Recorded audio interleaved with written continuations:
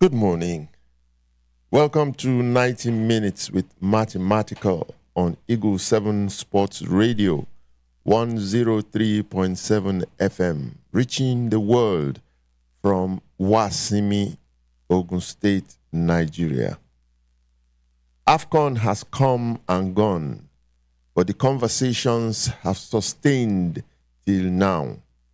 This morning, in 4 national newspapers, I pick up my own version of the conversation in the editorial I will be reading this morning that you will find in those 4 national newspapers: the Vanguard, the Guardian, Complete Sports, Niger Times. The last 2 are online. But if you want the hard copy, if you are the hard copy type, go out and buy any of those newspapers, Vanguard or the Guardian. Once again, this is 90 minutes. We're going to start with my editorial, an intriguing piece. It provides the background to our conversation this morning. My guests are experts in their field, and they are going to help us to do justice to the aftermath of 2025. What is going on now in Nigeria, in Senegal at the moment? Anyway, just sit back, relax, and enjoy this editorial. But don't forget, write down these 2 numbers, because later in the program, you will have the opportunity to join us in the conversation. 0700 2255 1037. The second number is 081 27 82 8497. This is Eagle 7 Sports Radio, 103.7 FM. My editorial, titled The Good, the Bad, and the Ugly of AFCON 2025. Sit back and enjoy it. The good, the bad, and the ugly of AFCON 2025. I was not physically in Morocco for the 2025 edition of the African Cup of Nations Football Championship that ended a week ago. I followed the events from my humble observatory in the hills of Wasimi. It was generally a wonderful football experience, one that enjoyed global media attention. My assessment of the championship, therefore, is limited to media reports, information provided by persons that were a part of the month-long event that had drama, suspense, and a little disappointment at the very end. This is my take of AFCON 2025. The festival of the best of African football had plenty of everything and more: color, people, adventure, and the best of African football.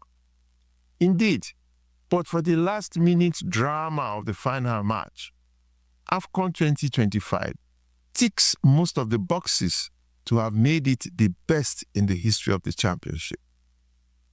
Online visa procurement for visitors was easy and free. The host cities were very safe, enchanting and welcoming for fans and officials. Everywhere, the people were warm, hospitable, and very friendly. Movement between the venues was smooth, and transportation was available, reliable, and fast. The venues had state-of-the-art facilities for spectators, the media, and the players. The media coverage was first class. The hospitality facilities, the playing turf, and the quality of football played throughout were all world-class. Until the final days, the song on every lip was that the organization was superb, a dress rehearsal for what Morocco would offer the world during the 2030 FIFA World Cup. Then came the issue of the Atlas Lions. Every country that hosts the Nations Cup aims to win it. It is an unheeding ambition.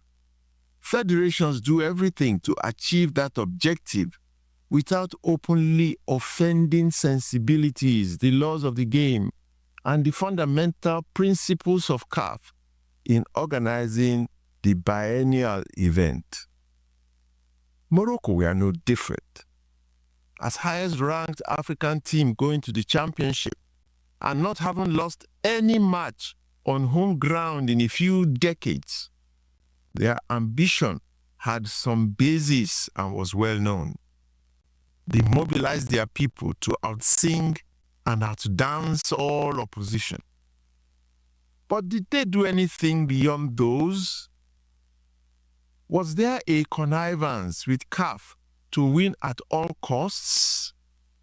Were referees compromised and engaged in a clandestine grand plot to make Morocco to win at all costs? Of course, if the answer to any one of the questions above is yes, the integrity of CAF and of the beautiful game of football itself would be destroyed. Such plots are never conceived or implemented. No one, no country, no confederation can orchestrate such a plot and hope to get away with it. The cost will be too high to bear should it happen ever before the public. So, at AFCON 2025, I will not even contemplate or consider such a possibility. It did not happen. I did not see it, not even in some of the most contentious issues raised at the tail end that threatened to smear what was a great championship. In order to support their ambition, Morocco must have mobilized its citizens to attend matches and to provide the kind of support that would lift the spirit of the players and make them perform beyond their normal capacities. We were beneficiaries of such home support when Nigeria hosted the championship twice in our history. We rather painfully, through an innocuous, definitely not malicious, wrong decision of a referee that did not have the benefit of VAR at the time to help his judgment. In Morocco, there was the VAR. Unfortunately, its application during the matches were not consistent. However, during the final match, it produced decisions that threatened to damage the image of AFCON 2025 and to question the integrity of CAF. I cannot address all the issues here, but we look at only one. What I will not do is to add any fuel to the burning issues by allowing my heart to rule my head or sentiments to take over reason. To start with, there could never have been a grand conspiracy by anyone to make Morocco winners. To think so is to throw the integrity of CAF and AFCON to the dogs. It did not happen, has never happened, and can never happen. Our referees are appointed and influenced to take sides and to punish specific teams, even though they are human and can be influenced by individual biases. It is impossible to be categorical and to reduce everything to such assertions. We must accept reality and live with, according to all appointed referees, the benefit of doubt, ascribing their poor decisions to incompetency rather than bias. They will then bear the full consequences of their decisions through elevation or demotion. That's the best that can be done about refereeing. There has never been evidence to show that referees win championships for a country at the orchestration of anyone or confederation. Not that I know of. Morocco was no exception. there could not have been a grand plan by CAF for Morocco to win the trophy. To start to think that way would be to destroy the fibers of integrity that has kept football as the sacred and beautiful game that it is. Until the final match of AFCON 2025, the matches were brilliant and beautiful, devoid of any major disputes and controversies.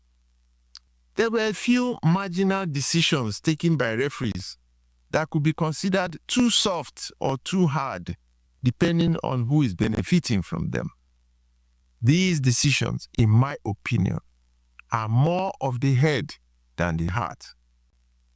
In the final match, the Moroccan fans, like the Ivorian fans in 2024 in Abidjan, went ballistic in their support. It looked overwhelming, even though it is normal. The main issue was the inconsistency by some referees in punishing similar offenses. It was a reflection of the quality of training they receive, their individual competency, as well as the process of selecting those that will officiate in the championship. Specifically, was the goal denied Senegal in the match against Morocco justified? VAR revealed that there was a slight infringement by the Senegalese player just before he headed the ball that rebounded off the crossbar and was eventually scored. His push was slight, soft, and exaggerated by the Moroccan player. But it was an infringement nevertheless. Could it have been overlooked? In a crucial match and at a time such as in that game, to have done so would have been wrong. Soft or not, there was an offense. It was not conjured by the referee. He had to give it, and the Moroccans benefited from it. Was the penalty awarded the Moroccans at the very end justified? The question is, was there an offense at all?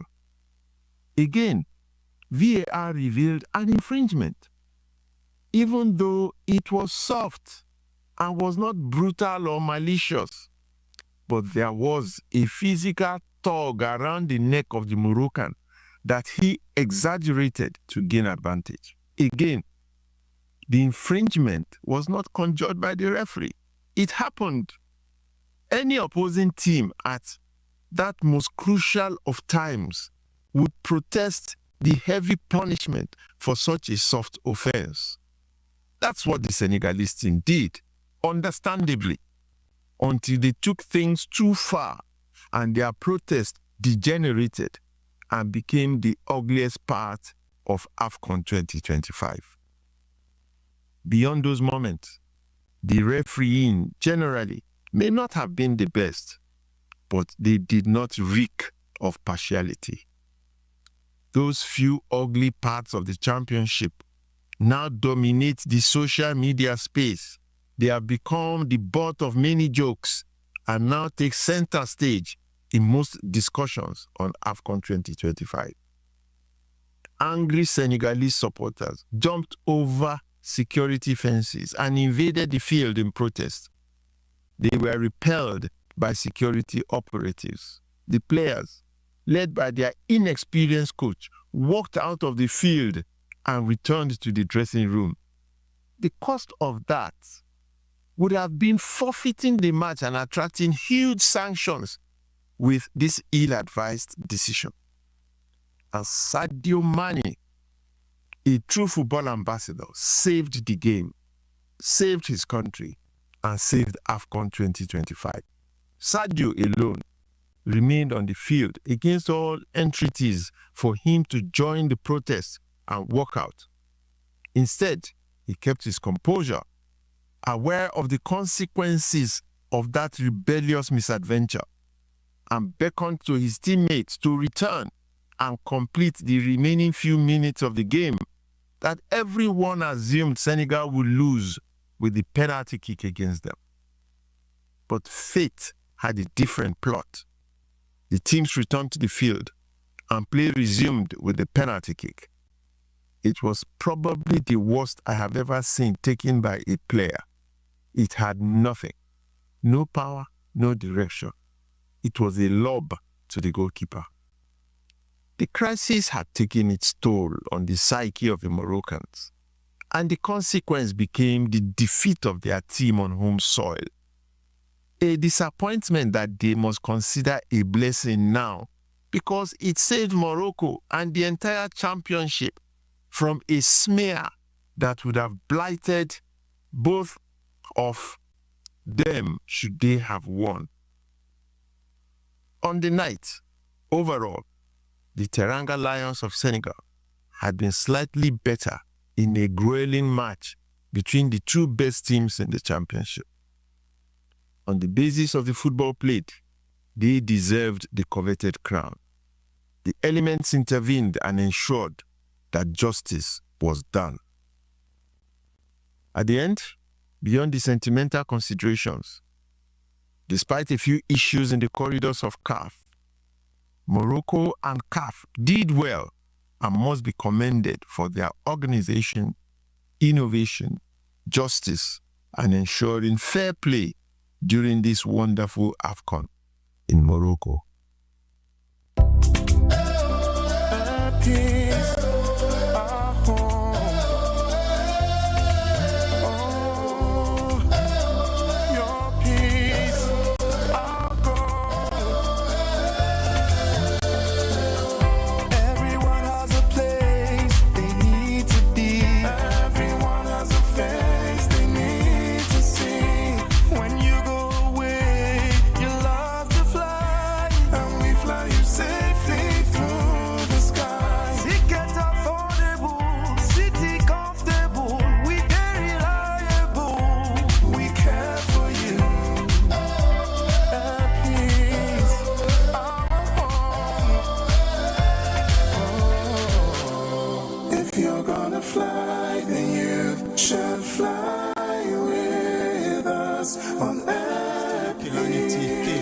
Storyteller and filmmaker.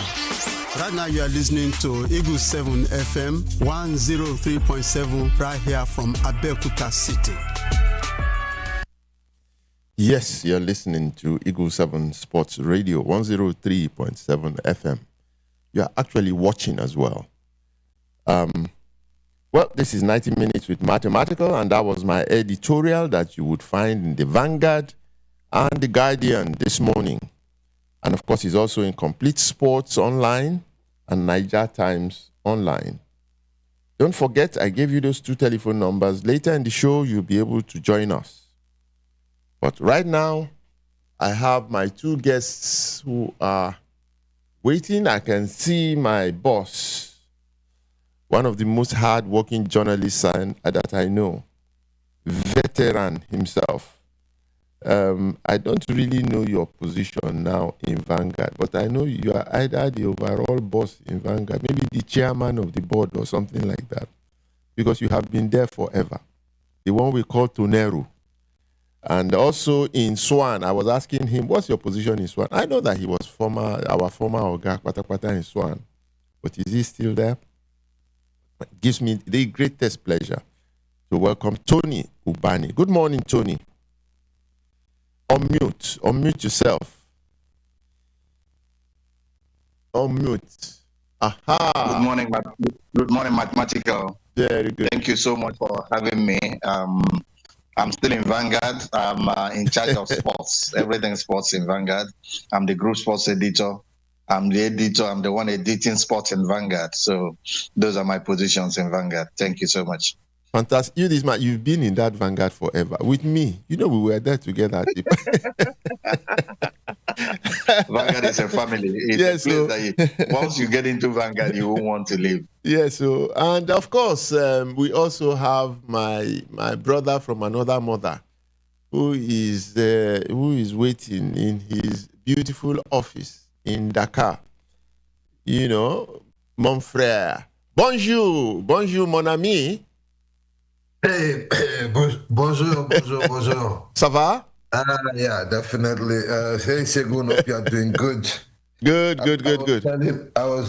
I was telling my daughter yesterday that it's only this guy around the world That can call you at any time. that could make me wake up early morning on Saturday morning or anything.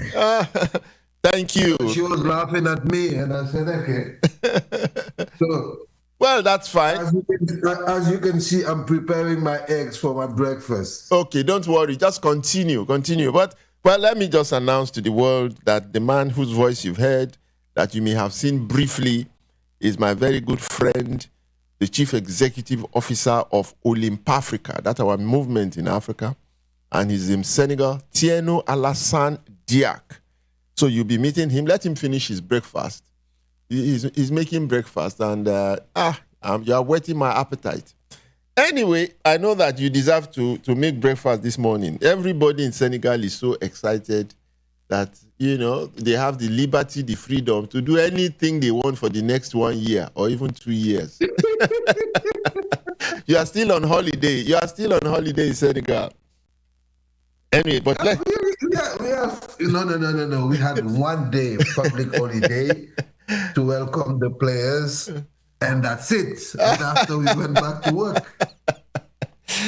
And it was one great day of fun for everybody here. We will hear about it. But let me start with Tony. If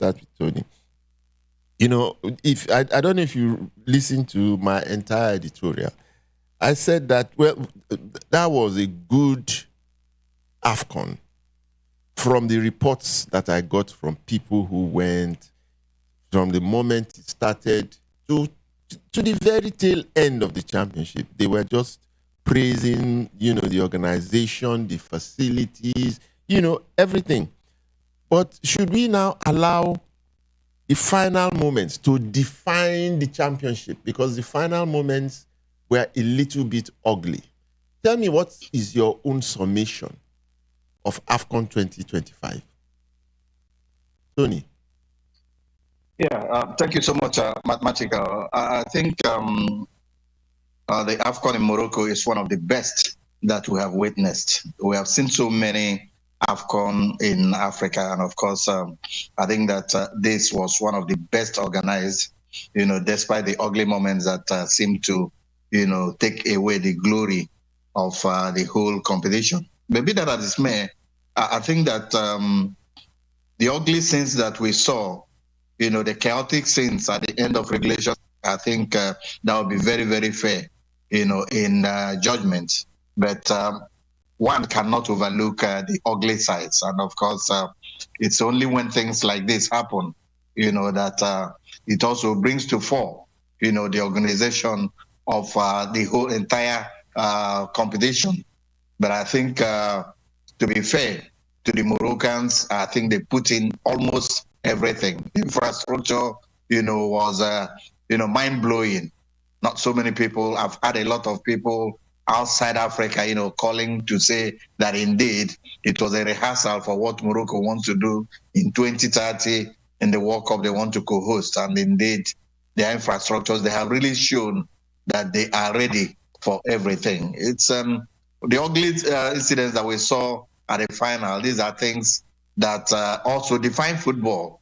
But I think it was good, like you said, that Sadio Mane saved Africa. That's the way I want to put it. Sadio Mane was the man of the moment. He was a man of AFCON, and of course the man for Senegal. That's, a man that has proved himself to be a legend.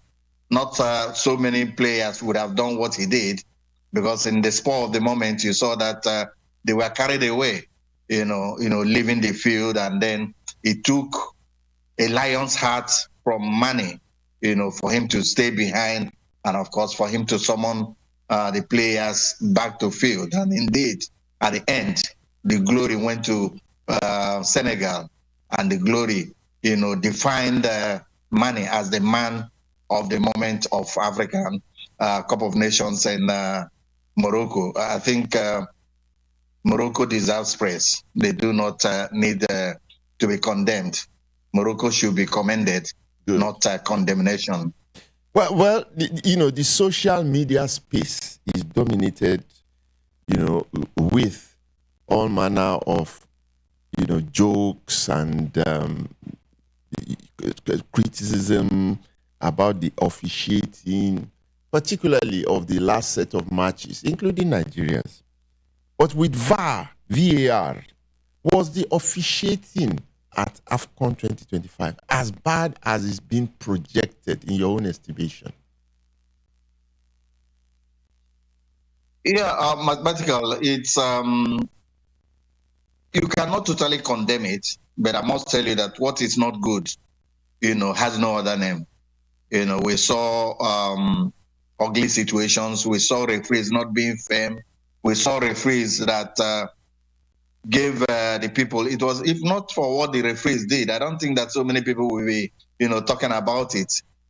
CAF on its own may not have influenced the officiating by referees, but I do know that some referees were carried away. There were incidents that we saw where the referees tended, to, be very soft on the Moroccans. It wasn't once, it wasn't twice. And of course, I think that got the eye of so many people, and then people started talking. I think that CAF should be, very, very proactive in some of the appointments that they made. And I also noticed that the CAF, they were not consistent. If you remember the number of times they changed referees, I think if you are in charge of a competition and you have everything backing you, even when you make appointments that some teams, will not appreciate, that does not mean that at every time any country complain about a referee, that you have to change that referee. You have to be firm. You have to be consistent. You have to show that indeed there's an African Cup of Nations that involves almost everything. I do not think there was any set out plan by CAF or any of the officials, to rob some teams, from fair officiating. But indeed, we saw ugly moments. We saw times that made people to also think twice about the fair officiating. Some of the referees were biased. As in it was really practicable, as in so many people saw it, and then that was when tongue started wagging.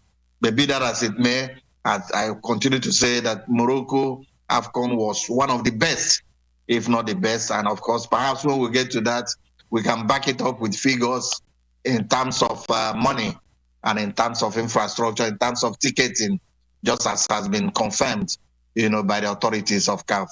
Shegun. As a Nigerian, I believe that Thierno is almost done with his breakfast. But Tony, as a Nigerian, for me, the biggest statement that was made, which we are taking for granted because this is not the first time it will happen, is that we have an AFCON, the biggest football championship in Africa, and there was not one Nigerian official, not one.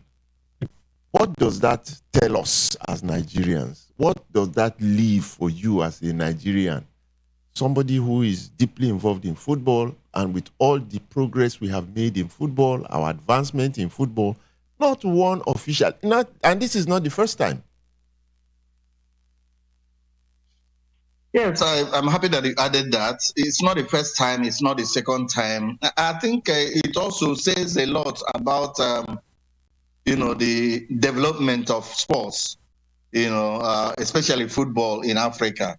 And indeed, it's shameful, I must admit, that if indeed we go with a tag of a heavyweight in African football, then I think that, it's a very big minus that when you talk about heavyweights, when you talk about, countries that have not even played in the final of the African Cup of Nations producing referees, that Nigeria, that has won the Nations Cup, 3 times, did not produce any referee. I think it should be agitating the minds of those who organize football, those in the glass house in Abuja, the Nigeria Football Federation, and of course, those organizing the local leagues, the Nigeria Premier Football League.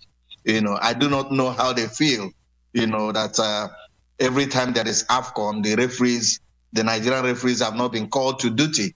that to me is a slap on the face. And from statistics that we're getting, I think that we must brace up to know that indeed our football is not growing. Yesterday it was very alarming for you to hear that the Nigerian league is not among the first 10 leagues in Africa. Wow. Shego Degwami, you played this game. We saw you play. We saw you do everything. And up till today, you are in this game, this business. The Nigeria Football Federation and, of course, the MPFL should hide their faces in shame. Wow. That Nigerian league is not among the first 10 in Africa. What does it mean? People should not try to hide, from the truth. The truth is that Nigerian football is continuously going down. I don't think there is any other thing to define Nigerian football other than Nigerian football is going down.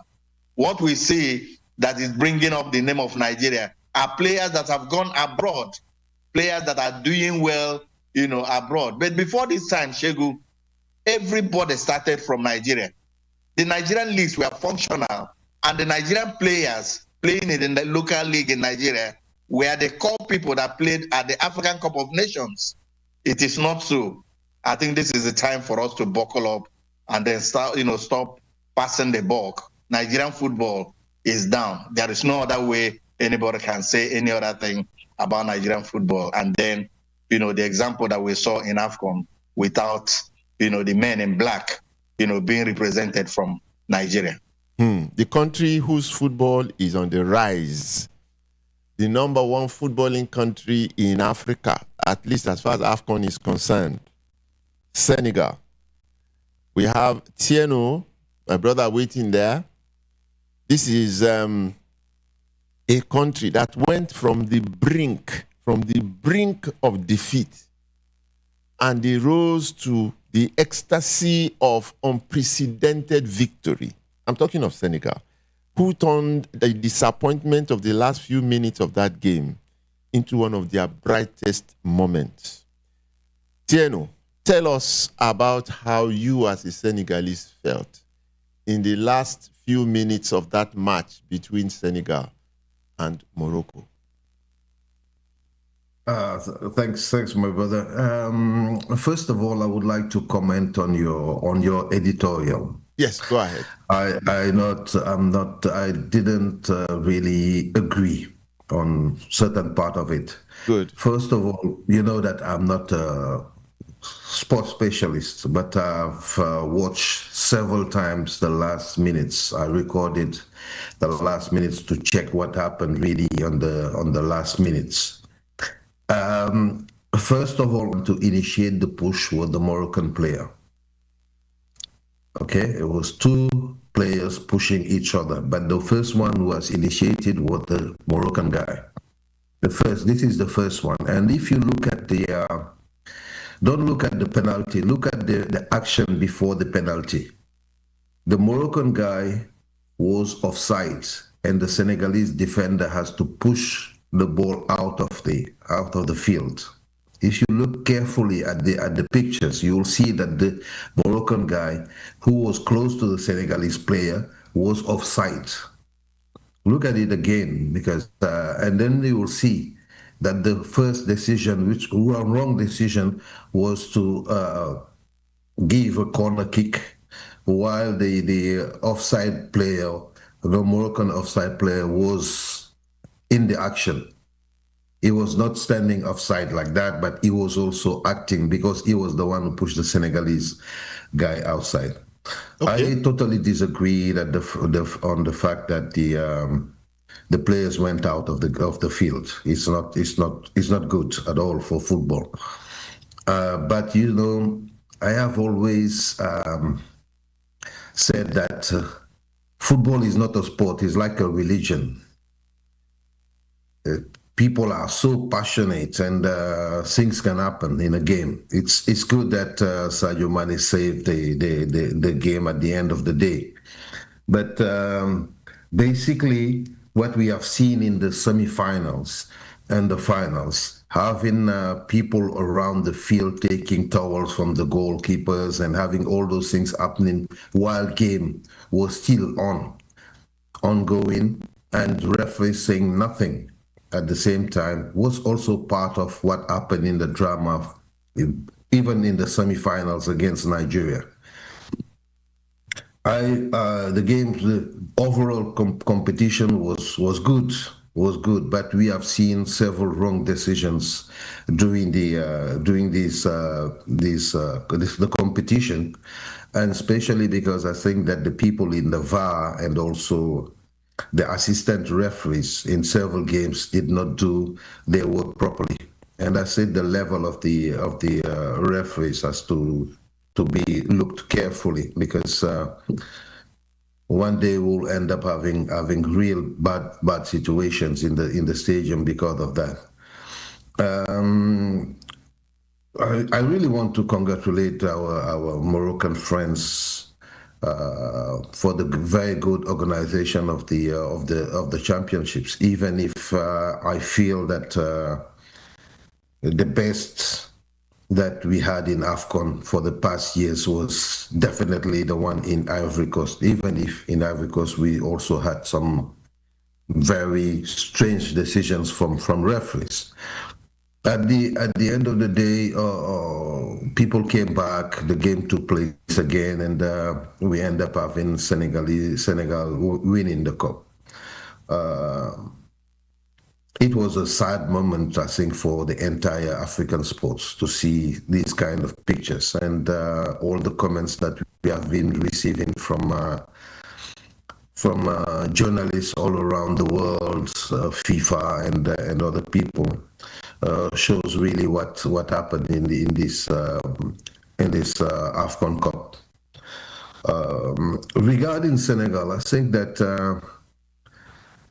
this is not a result that we didn't expect, because if you look at what we have been doing over the last 10, 15 years, is that we grew up a group of players. Most of the players that you have seen in our team have been trained at the early age in Senegal. There are few of them that grew up in Europe, but most of them grew up in Senegal. And if you look at the history, you'll see them. They were member of the under 15 national team, under 17 national team, under 20th national team, and even some of them played the other games before they got to the first team.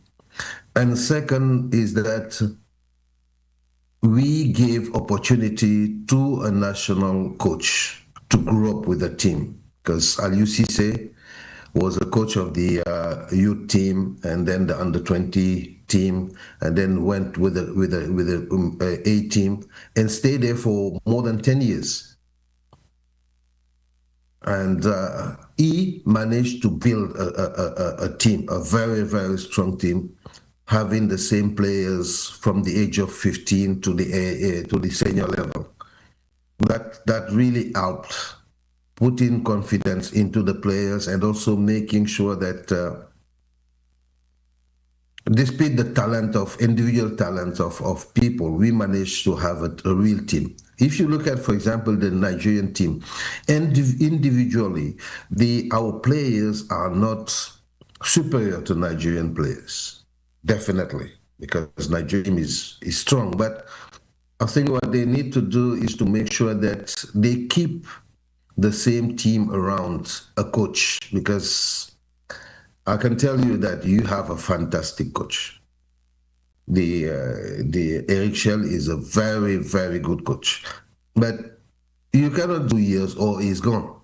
You have to give an opportunity to a coach to build a team. You can have talents, but you don't have a team. And it's only in the long term, middle term or long term, that you can build a team with players used to play together. They know exactly where they have to stay in the team, in the field, how they have to play, and all those things. And make sure that at the end of the day, you have a real team playing with people knowing exactly what they have to do, and even being able to anticipate what the other members of the team are going to do when the opponents are having the ball. And that's what we managed to do. It is a long-term process, and even sometimes people were talking about, oh, we need to change the coach, we need to do this, we need to do that. At the end of the day, the federation struck into its position and said, we are keeping our coach until we reach a level that we don't want him again. So first of all, the first coach, Aliou Cissé, was a defensive coach. He was giving priority to the defense. Then when we took him away and got a new coach, the new coach is more offensive than the other one. But the basic was already done with the former coach. We have a very strong defense. And then the idea was how we can have a coach that will help to make the offensive part of the team stronger. And that's what Pacho has managed to do, to change a defensive team, already defensive team, to a very, very good squad, offensive squad. And I think if in Africa we understand that that's the way to go, there will be results. If you look at the French team, for example, you have seen the same coach over the last 15 or more than that. It's the same coach. They have not changed the coach. He's there. And every 4 years, you will see results coming because he have a basic team with very experienced players, and he's adding new people every time. And that is exactly what is happening in Senegal. And it is exactly what is happening in most of the biggest team in the world. You always have the same players that have been here, that have been there for maybe 10 years, and they include new ones, younger ones, that are helping to make the team stronger, knowing that at the back you have experienced players that will help them to position themselves better in the field when the game is taking place. That's what I wanted to add first of all on your editorial. Regarding the excitement in the country, definitely, football is very special. We are very close to losing, and then suddenly here you are in heaven. I don't know how that transition in emotions happened to Senegalese, at the brink of defeat, and suddenly here you are at the gates of paradise. I would like to know how Senegalese took that and what happened after that in Senegal. Okay, after the AFCON, and so the government, as usual, sent a private plane to go and pick everybody. So people arrived, and they were staying in a 5-star hotel nearby the city, about 20 kilometers from the center of the capital, from State House. And the next day, people moved from there, and the crowd was just crazy. You cannot even imagine. Hundreds, thousands of people just following the bus and moving, go from that hotel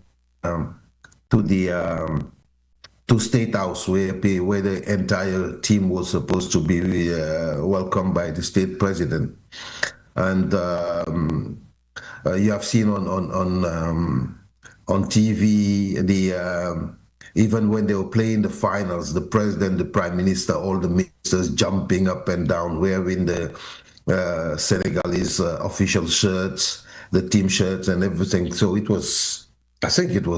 for us, it is just something that we have been dreaming, because the last AFCON was very bad for us. We went to Ivory Coast expecting that we will win the cup again, and then it didn't happen. So excitement was amazing. You can't even imagine. The people on the ground the crowd was crazy, and also the fact that it was public holidays. The government decided that nobody will work, schools were closed, and people were just enjoying. It was from the night of the finals until the arrival of the players, and then the next day, which was a public holiday. It was just fun. It was just fun. But that's the magic around football. But you already know that you are one of the best African football player that we had in the history in our continent. So you know how football can be exciting for the players, but also for the public, everybody watching and following their national team. I think wearing a national dress to play for your country is an honor for everybody, and for people to be receiving them was just at the level of what they have achieved, despite all the difficulties that appears during this World Cup and also this African Cup, and also the fact that we have few players that were sick the day of the event. You have seen that Krépin Diatta didn't play, and several others were also sick. The captain didn't play. Went to hospital. And in terms of just hold it there. Just hold it there, because I know that we are going to come to the climax of what Senegal did after winning. You are still going to tell us about the climax, because I've heard that Senegal just broke all their votes to reward those players. So just hold on there. Let Tony react, because as you were speaking about Senegal and what Senegal did and so on and so forth, I'm thinking of Nigeria. Do you know that we did not lose a single match in AFCON in regulation time? And the match that we even lost, in quotes, the match that we lost against Morocco, we could have easily won with a little bit of luck also. We could have won. So we came very close to winning. Tony, listening to what Thierno said about the preparations of Senegal and their victory, which is not accidental at all. It was planned. Their victory was planned. They planned it in Ivory Coast. It didn't work. They planned it again and it worked. What do you think? Or where are we in Nigeria now in terms of our football, our coaching, and so on and so forth? Because we saw a team emerge towards the end that was unbeatable. You know, we saw the faint outlines of a very solid Super Eagles coming through very soon. What are your thoughts on our own national team?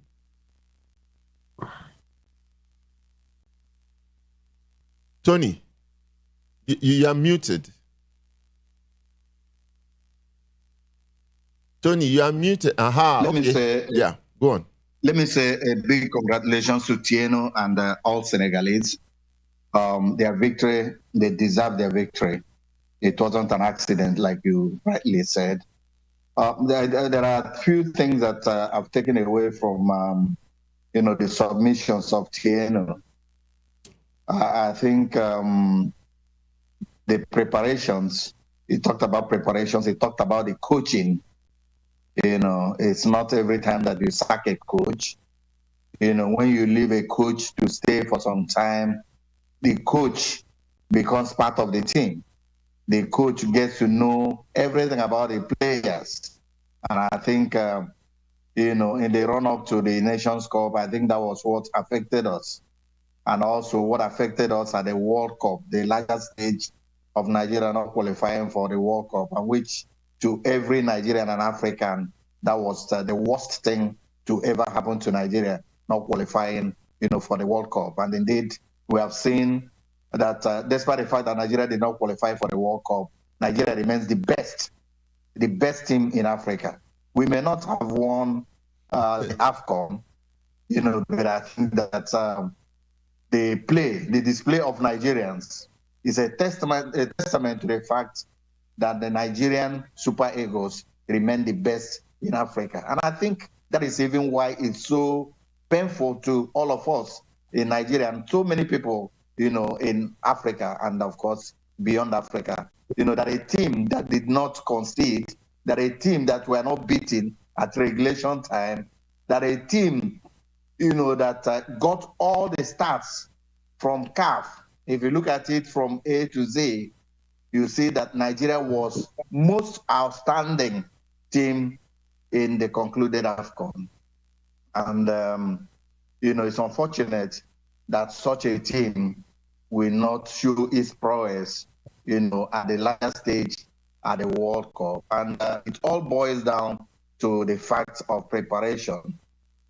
Most times we do not take our preparation serious. Thierno has touched on the coaching aspect, and which in truth, affected Nigeria. We knew how many times Nigeria had to juggle, with the coaching staff. We remember when Finidi came. We remember when Eguavoy came. And of course, the Malian, Eric Sekuchel came. Even when he came, not so many people believed him. And the man, I must confess, took a very big risk in coming to Nigeria at the time that he did. And I gave him credit, today, that he has a very large heart and, of course, a very big passion for Nigerian football for him to have joined, despite not qualifying for the World Cup. I think that the man has bonded with the team. And, of course, it was noticeable to everybody, that the Nigerian team was outstanding. The Nigerian team was the best. The Nigerian team, if not for theirs, that got 5 goals ahead of Osimhen, I think that Nigeria would equally have gotten the golden boot. I think in all aspects, Chegu, the Nigerian football, at that Super Eagles level, was very creditable, and people should appreciate that. But I think it calls for lessons, for those who organize football, especially the Nigeria Football Federation. There were ugly things, that may have distracted Nigeria from achieving its goal. And you and I, we cannot shy away from that.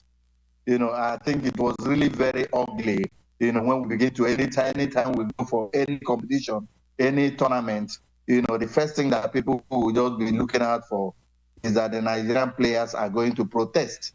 I think that shows inconsistency. That shows that we lack preparation. If indeed we prepare well and then we want our team to do well, I think such ugly things as in protest, bonuses not paid, allowances, they are very distracting. And at any time, that these issues come up, these ugly issues come up about bonuses that are not paid and all those things, and players embarking on a protest, stay off from training, and the football suffers the most. And that is where I think that authorities should be taken to task. People should ask questions. If players can go on protest and then the money is released, I think there should be questions on why and whether the money was released and not given to the players until they get to protest that monies are released. And if indeed this ugly act is coming from the government not releasing funds, I think the government should equally be tasked. Questions should be asked. It's not a very small thing. It's a shame, that Nigeria, the stature of Nigeria, and with the type of players that we have, I've seen almost all the players, all the teams in Africa, and I think that Thierno also gave credit to the fact that Nigeria was outstanding. If a team that brings so much joy to millions of Africans, most especially to Nigerians, something that gives us joy and we cannot maintain it, I think that, we are not ready, to be the big brother and to be the heavyweight that we claim to be in Africa. I think on my part, Eric Chell has done well, for those who are concerned with his contract, that will be thrashed out. I've listened to so many people talk about him, talk about he's the best coach and all those things. I think we are being carried away. When you say that a team has done absolutely well, I think that team that has done absolutely well is Senegal, because they have a trophy to show for it. Wow. And indeed, there was a task that was given to Eric Chell, and that's getting to the final, which he did not do. But I'm not in any way disparaging the work of the young man. He has done well, not very well. Very good. And I think Nigerian football, this is the time we must come together, to rebuild Nigerian football, to take over, the role of a heavyweight in Africa, Shegun. Yeah, absolutely. Well, the good thing is that for you to be the best, for you to have won AFCON, you needed to defeat the best.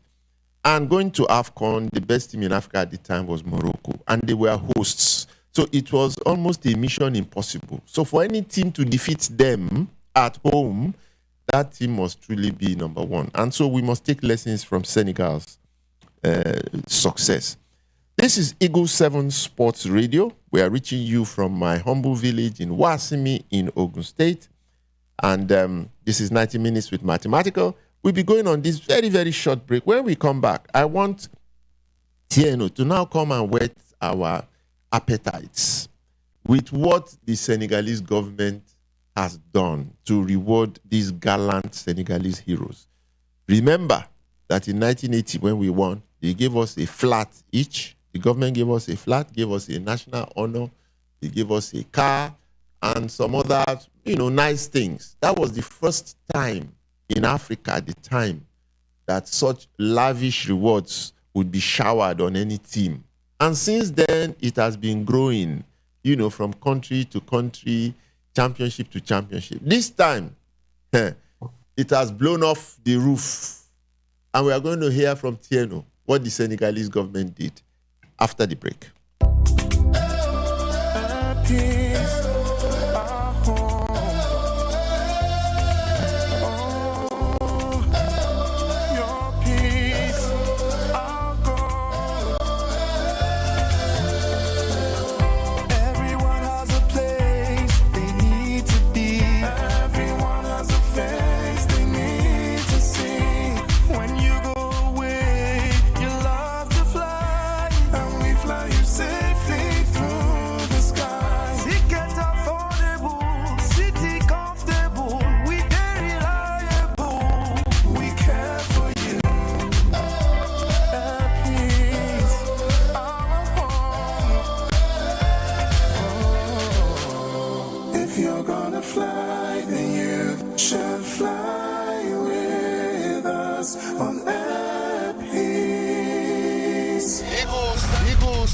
Sports Radio 103.7 FM, where sports and music collide in an unprecedented entertainment fusion.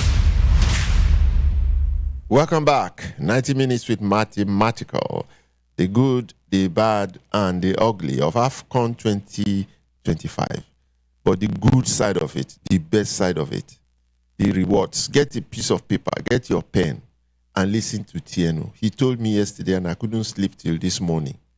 What have you people done for those great giants of African football that did what was probably the best moments in Senegalese football? What have you done for them? Thierno. So when the players arrived and the team and the federation members to State House, the state president has decided to award the entire team. But then in this presentation, you have two sides: the one given by State House and the one given by the federation itself. Okay, so the state president decided that each of the players, including the coaches, will receive around 120,000 euros. Wow. And a 1,500 meter square land by the beach area, which is about 80 kilometers from Dakar, but it's a very, very expensive area now because everybody wants to be there. It's a very nice place. And you have many hotels and everything there. Each of the players got that. And each member of the federation got 76,000 euros and 1,000 meters square. Say that again. Say that again. Each member of the federation. Yes.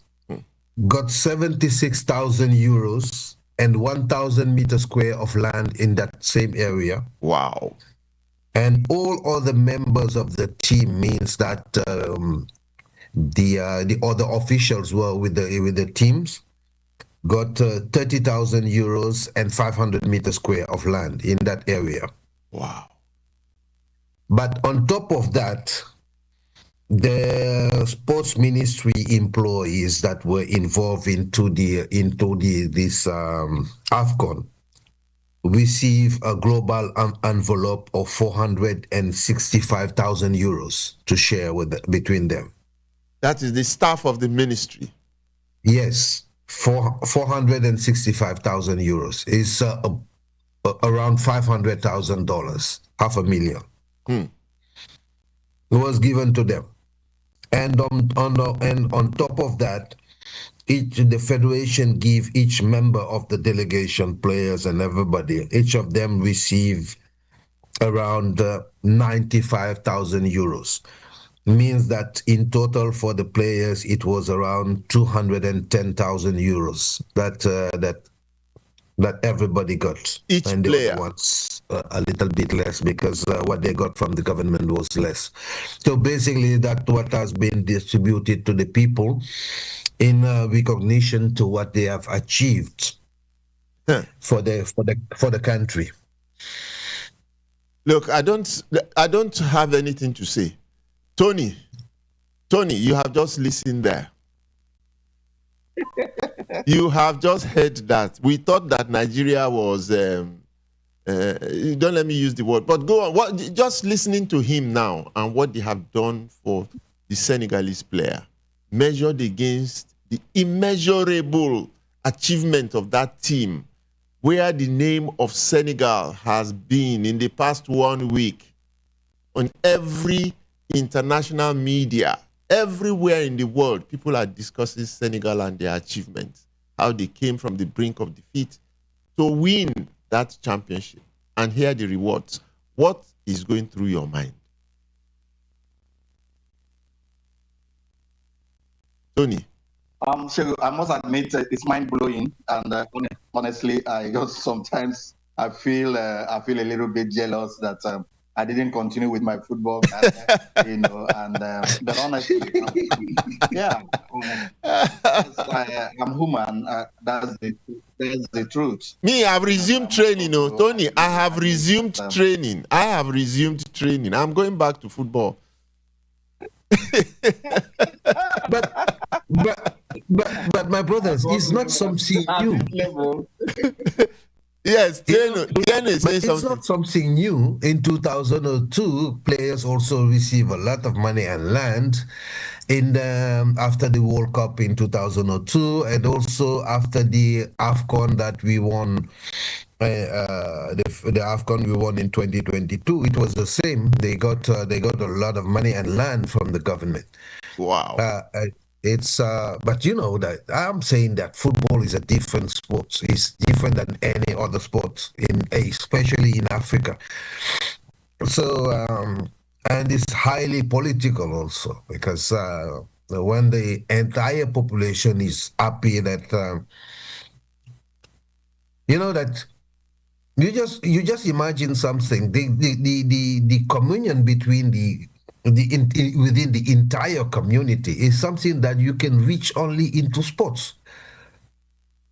People, when they're celebrating especially when they're celebrating a football success, everybody is with everybody. There is no foreigner there. We don't care about religion. We don't care about age. Everybody's celebrating. That's the only moment in the history of any country, except when it was Independence Day, that people getting free and all those stuff, that everybody is together, from the younger one to the elder ones, everybody. Okay, it's only sports that can give that kind of friendship and really and peace and unity and cohesion. within our communities and countries. A part of that, the next day people will start fighting again. But that's the magic. That's the magic around football, and I think that it's good that this kind of reward is given to people. But on the other side, because I'm from other sports, as you know. No, leave your other sports. Leave your other sports. Leave your other sports for now. Thierno, leave your other sports for now. We are talking football. Tony, but continue with your thoughts, Tony. Tony, continue with your thoughts. Thierno is telling us about basketball and other sports, but who cares about other sports? I beg, football, number one. Oh yeah, Tony. Mathematical. I know you are a footballer, and of course you will always support football. I think that what is good for the goose is also good for the gander. I also support Thierno. That government should also extend this hand of fellowship to others. And indeed, I must say that the Nigerian government has really come good at this. Yeah. I remember President Tinubu also rewarding our basketball team, the Tigers, who did Nigeria very well. And of course, the Super Falcons, who have always been on top of their game. It's I thank the Senegalese government, but I must also say that Nigeria has been on top of this. At the last AFCON in Ivory Coast, Cote d'Ivoire, despite the fact Nigeria did not win the Nations Cup. Yes, in Ivory Coast, the government also showed its love to the players. The reward they gave out to the players, was something that was meant for the champions. I think that the government of Nigeria has always, shown appreciation, when players, when officials do their work. And this, it's something that should stimulate, very good administration and of course players. I think the ugly side of Nigerian football, holding Nigeria to the jugular most times when we go out, which is not the fault of the players, but the fault of administrators. If their work are done so well, I think that Nigeria has almost everything to dominate Africa. I think by now we should be getting up to 7 or 8 or 10 times, winning the African Cup of Nations. It's beats my imagination that we're still on 3. Nigeria that we have seen, the Nigerian football that was on display in Morocco. Unfortunately, like I say, the sore point has always been that Nigeria will not be going to the World Cup. I think the world, took notice of Nigerian football, and the regrets became more, because a team that played the type of representing Africa at the World Cup, I also want the Nigerian Football Federation to take this, to heart, and indeed begin preparations. Let them look into our leagues. We cannot forever be dependent on players that are groomed, born abroad and all those things. And indeed, our league, the Nigerian league system, is suffering, is dying.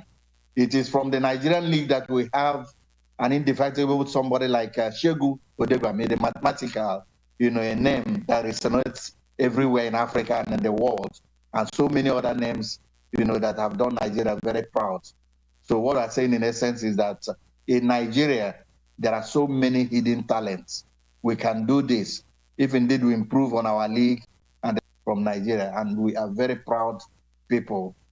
Football has shown, that is the king of sports, and indeed the governments are reaching out, to crown the king of sports. I am happy for the Senegalese, their resilience, notwithstanding. Not so many teams, not so many countries would have, come, bear what the Senegalese went through in the final. And of course, money, being man enough, bringing them back, and then, they going ahead for them to win. That shows a lot of resilience. It wasn't a mistake. The Senegalese deserved everything that they won.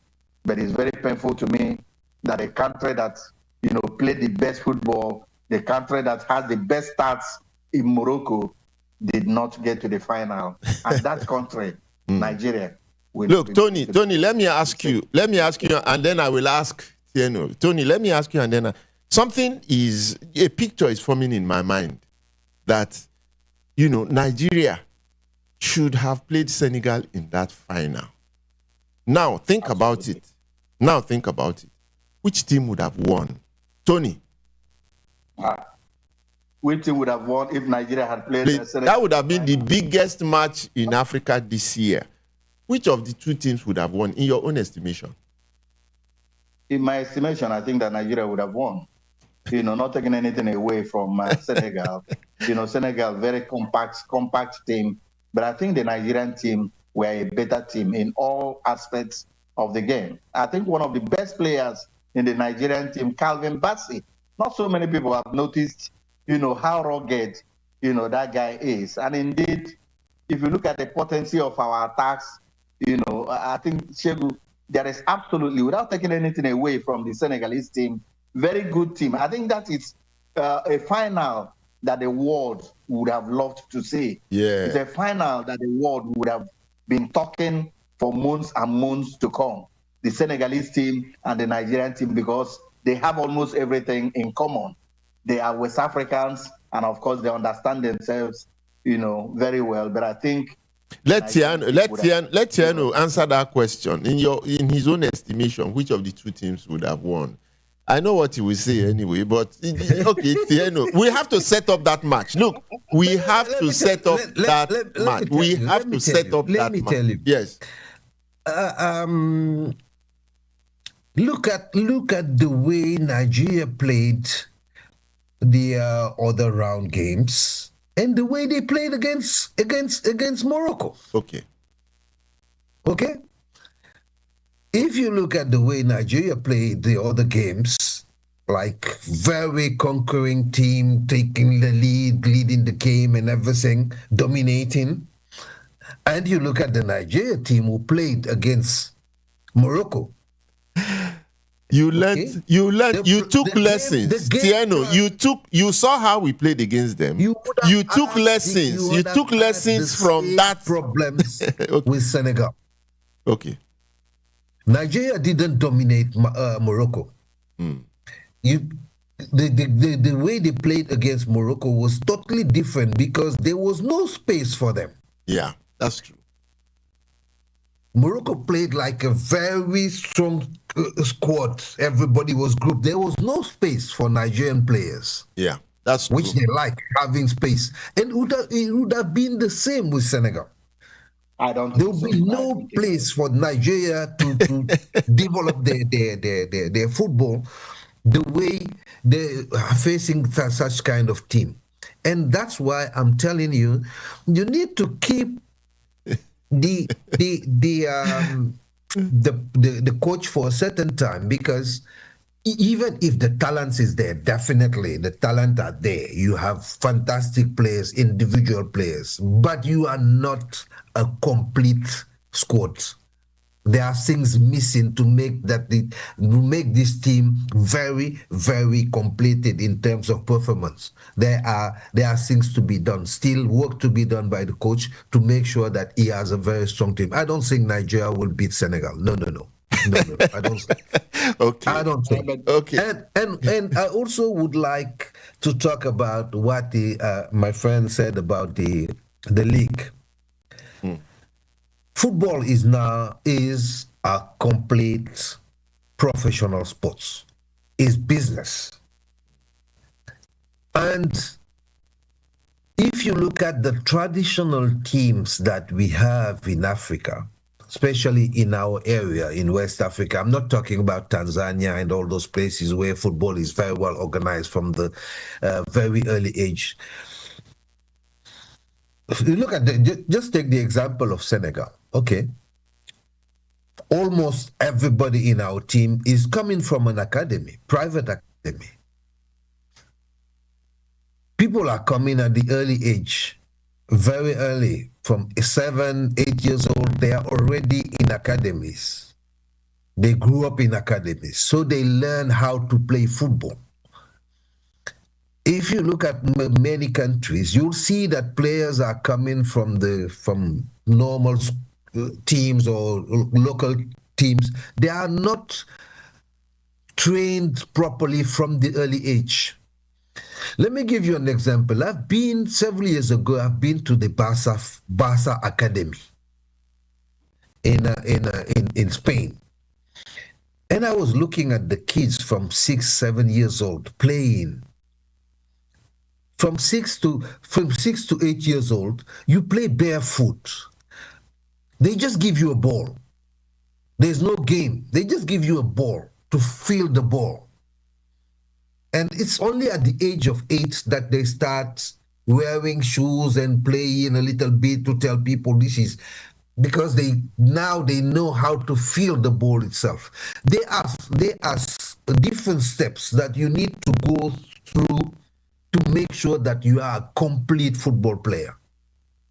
For example, you will see some players they reach to the next to the goalkeeper and they just miss the shoot, because some of them they got into clubs and so you'll see some of them that are over ages, they change their age, they diminish, they come back to say, okay, I'm 16 while they're already 25, or I'm 15, they're already more than 20, and they are not prepared the way it is supposed to be done. If you look at, for example, get the example of the team of Mali and other team, Ghana, for example. You have seen Ghana for several years winning the World Cup under 15, under 17, and then players just disappear. They just disappear because already when they play in there, they are already over age. and the second, no, it's not only Ghana. It's most of the thing. I think if we want to have very good leagues, government should push for private people to invest into sporting academies, school sports and sporting academies. Because people, if you have your own academy, you want to make money. The only way for you to make money is to produce players that will be bought by teams in Europe. And if you look at all our players that you have been talking about, all of them are coming from academies. Almost none of them is coming from a local team, because here in Senegal, academies also play the league. They have their own team. Even if they are 15 or 16, they play the senior league. They go to second division, third division, get to first division and play. Most of them are 16 years old when they play against the big ones, the senior ones. And that's the way forward. I think in Africa, we need to increase the number of football academies with business owners putting money into it to make sure that kids are grown from the age of 6, 7, and then when they reach the age of 16, they are already very good. Because you have noticed also that now most of the European teams, they buy kids at the age of 14, 15 years old. Yeah. They will come and take them because they want to grow them the way they can play their own leagues. So that's my feeling, is that if we want to develop football, that's what we have to do. We have to go back to the grassroots. Definitely. We have to make it professional. We have to go back to the academies and so on. I promise that we are going to take 1 or 2 calls. Let's just take just one call for today. And let's see who the lucky caller is. Good morning. Hello? Okay.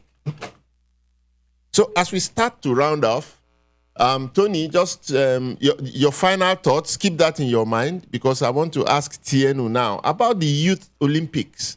Just a diversion about the Youth Olympics. Coming up in Senegal. It's coming up in Senegal this year, I think. First of all, I would like to ask Segun if it will be possible for me after to leave, because I have a meeting in 15 minutes. Okay, yes. Last question. Just tell us in 30 seconds. You can ask anything, and then when you are done with it, you can continue. Because I will have to rush out. Okay. Thank you so much for coming. Thank you so much for coming, Thierno. No, it's a pleasure. We are brothers for a long time. Yes. And you know how I appreciate what you have done for African sports and what you are still doing for the sports. So anytime you want me, you know that you can see me. I am seeing you for the Youth Olympics coming up in Senegal. Yeah, going back to the Youth Olympics. I think preparation are going on very well. Infrastructures will be delivered in the next 3 months maximum. So all the facilities will be ready. The campus is completely finished, where the games village will be. So, and everything is under control right now. I think we are going to have fantastic games with an African touch. I hope that there will be a large African touch that can make everybody proud. Let's hope. We are crossing fingers because we're in Africa, but the involvement of the government, and recently a huge investment for close to $200 million that the government is putting, has decided 150 million that the government is putting on top of it, which has been voted end of last year. I think the people are ready to welcome everybody here, and I do hope that by that time all of you guys will be fit enough to come and stay with me here in Dakar and be able to enjoy those games. Thank you very much. I shall be there. I shall be there anyway. You and I have been planning for me to come. I shall be there. And your apartment is ready, fully equipped, and just waiting for you.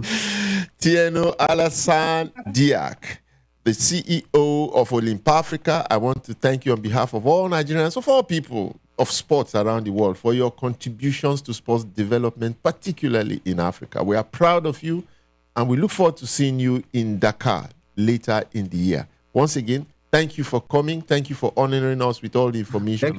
Thank you, guys. Take care of yourself and greet all my Nigerian friends, because I love Nigeria. So it has been like that for the last 35 years, and it's always a pleasure to be in Nigeria. I love that country. Take care of yourself, guys. Thank you. And wish you the best for the next AFCON. So when we get to the finals, then we'll see what is going to happen. All right, Thierno. Tony. Okay. Tony. Thank you, guys. Tony. So now you heard Thierno's verdict there that Senegal would trash us. Well, I don't think so. And Senegal learnt from the experiences of Nigeria. They looked at how we played against Morocco, and they learned how to play against Morocco, and that's why they won. That's my own reading of it. But let me just take this last call, Tony, before we go. Hello? It's not working. Once again, this is Eagle 7 Sports Radio, 103.7 FM, coming to you from our humble studios in Wasimi in Ogun State. And this is 90 Minutes with Mathematical. My guests have been Thierno Alassane Diack and Tony Ubani. So, Tony, your final thoughts. What lessons can we take away finally from what happened to us in AFCON? We did not win it. We got to the semifinals, but we played well generally, and we should be proud of ourselves. But haven't heard what Thierno said about preparations and earning the right to say you are champion. What lessons can we take away generally? Your final thoughts. Thank you. I think we have to be intentional if indeed we want to win the AFCON or any other competition that Nigeria is going into. There have been a lot of distractions anytime Nigeria goes for major tournament, and indeed that to me is the worst way of preparing. That shows that we have not in any way prepared. When we talk about preparation, we do not just mean preparation on the pitch. We mean a wholeheartedly preparation, something that is involving everything. That is what Nigeria does not do. And it's a big time that we begin to learn about that. And then the coaching aspect of it, we must not equally be distracted, by our coaches. In terms, when I talk about our coaches, who is going to be coach, is a retail contract going to be renewed. This is Nigeria. It is something that we can talk for eternity until time, catches up with us. Most times, we expedite a lot of actions, talking and not doing what we're supposed to do. I think these are the lessons. I think that from even what we had from Thierno, Senegal planned almost everything, and they have been together. He talked about academies all through, academies even playing in the league. That's a new one for me, and that, of course, shows the level of preparation and the growth of football, how some African countries are taking the development of football. Today, before we leave this place, I want to tax the Nigeria Football Federation, tax the MPFL officials. What are they going to do about the referees? What are they going to do about VAR officials? Do we have Nigerians who are competent in VAR operations? Are we going to see Nigerian referees officiating in the next AFCON, or are we still going to be mourning and then crying? What of the fields, the playing surfaces, I think these are playing surfaces? What of the fields, the facilities for our football? You should talk about that too. Yes, the facilities. I think we have seen, that Morocco had, exhibited the best of facilities, and of course, one that captured, the eyes of the world. I think when we talk about facilities, I think we have facilities, but then which of the facilities do we have that is maintained, that is up to date? That is also a big question. It's not just, what we have seen in Nigeria is that when there are competitions, Nigeria will always want to bid. I've seen us bidding for the Olympics. I've seen us bidding for the Commonwealth Games. We do not talk about facilities. You cannot bid for all these things and then you do not have facilities. I think the only standard stadium now that is operational is be intentional. We should maintain our facilities. The one that we have, we should maintain, and then we should also catch up with what the rest of the world, what Morocco has shown to the world. These are standard pitches. These are standard facilities, infrastructures that can only be seen in Europe or America. I've never seen any African country that has shown what Morocco showed. But then I remember too that South Africa also stunned the world, when they host the World Cup in 2010. The Nigerian facilities, there are a lot of, big questions, surrounding facilities. And of course, we have not in any way demonstrated, our love that indeed we are ready, to compete with the rest of Africans and the world in terms of facilities, in terms of transportation. You and I know that when you are talking about hosting AFCON, hosting Commonwealth Games, hosting the World Cup, there are a lot of things that are involved outside the pitch, and then we have to talk about our economy, Chego. The economy must be in a very good state for us to now begin to talk of competing with the rest of the world. Well, food for thought. I want to thank Tony Ubani for joining me this morning. It's been wonderful, full of information. And thank also Thierno in his base in Dakar. I want to ask all to please join hands with our officials in Nigerian sports as a whole, in the NFF also. We have seen examples of development in other places. Let us now start to domesticate them. Let us start to do those things. Let us start to learn from our lessons when we go out and we see how others are doing them and doing them well. There's no harm in copying some of those things. On that note, I want to ask you to join us again next week, Saturday, when we bring you another edition of 90 Minutes with Mathematical. So, until then, thank you, Tony. Bye for now. Thank you so much, Mathematical.